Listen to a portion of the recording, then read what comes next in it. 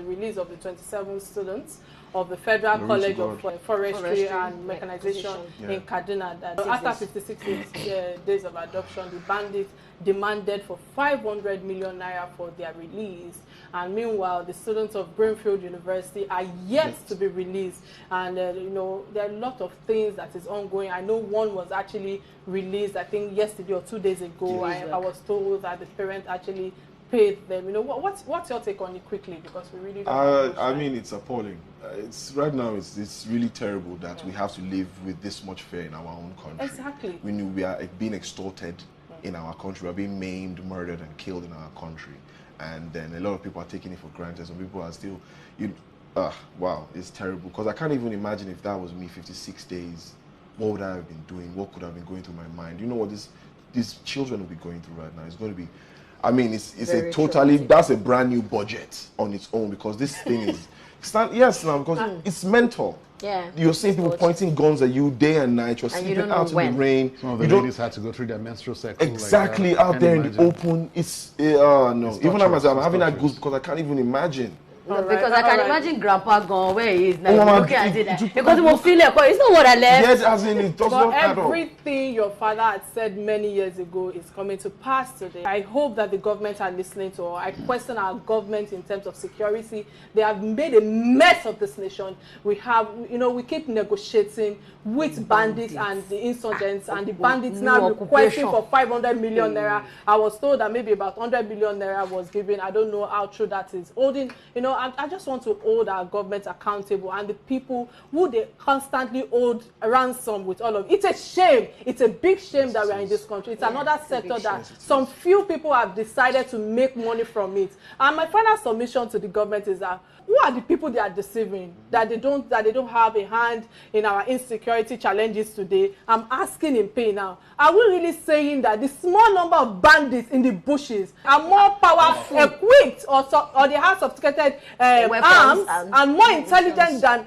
our own entire army, navy, military, everybody? All these things are asking, and it's so sad that till date, you know, I worry for my children, and I'm sure that those, because we are not wearing the shoes of those people who are actually going through the hence the reason why we're still slow on it. And it's so sad that the government, I'm calling out on the government right now. I believe that you guys should all come together, both federal government and other state government should come together and be on one voice to please help these children. We've not heard anything till date when it comes to the Chipo girls, and all of us are still here sleeping inside AC. There's a story that caught our attention. Gloria Agoze, a former hotel employee, I think at Signature Hotel and Suites in Abuja, to be precise. I hope I'm correct.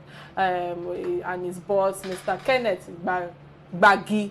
He is the former Minister of Education, over alleged human rights violations. Together with a colleague, Victor, she was accused of stealing and was stripped naked with when she was 3 months pregnant last year. But after giving birth to the baby, she decided to come out with her baby and just pursue the matter. You know, Marshall Damilola, this is something that we've all deliberated upon, especially in our WhatsApp group, and of course we've also seen it on other social media platforms. You know, what's your take on it, Marshall?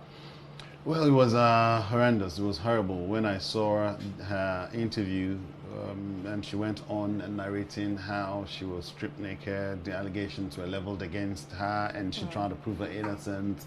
And to think that a man of that caliber, who is expected at some time, who was at some time believed to be representing the interest of the people, could met out such treatment on a lady who was pregnant, even if she wasn't pregnant, a human being for that, for no concrete cause or reason.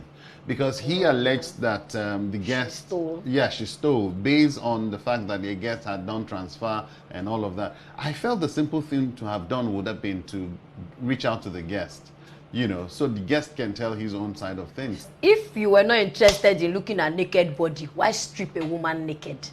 You cannot strip a man like that.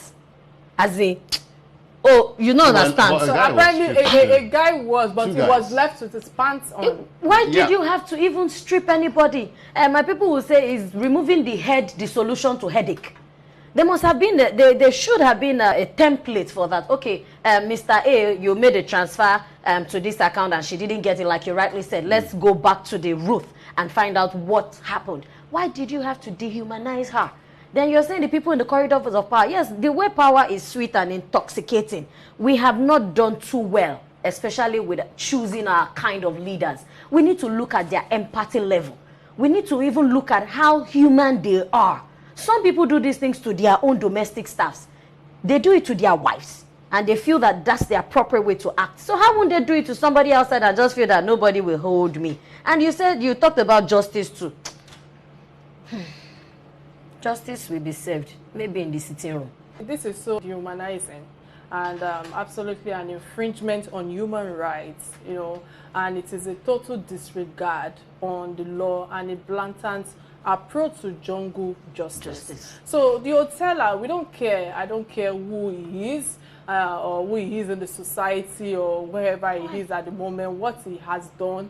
I feel that it needs to be brought to books. And justice for, and there must be justice for taking laws into his hands and practically using his power and influence to trample on other human rights of his own employees. It's so sad. And I think there are points that I want to raise here. The first point is the fact that this is impunity too, that we are fighting on in our country, that anyone can just go with anything that they've done scot-free without being questioned on his or her own actions. And that is part of the challenges that we are still facing thus far in this country. We keep talking about the same thing year in, year out. When you pick up the newspapers today, you see how people in power are not ready to be accountable. This is one of it. And the second thing I want to also raise is that are there laws in our country that is binding all of us in our action, especially when it comes to all the things that we are doing today. No, like do you understand? Are there laws binding the relationship between employers and employees? Yes. As starting from individual rights and powers.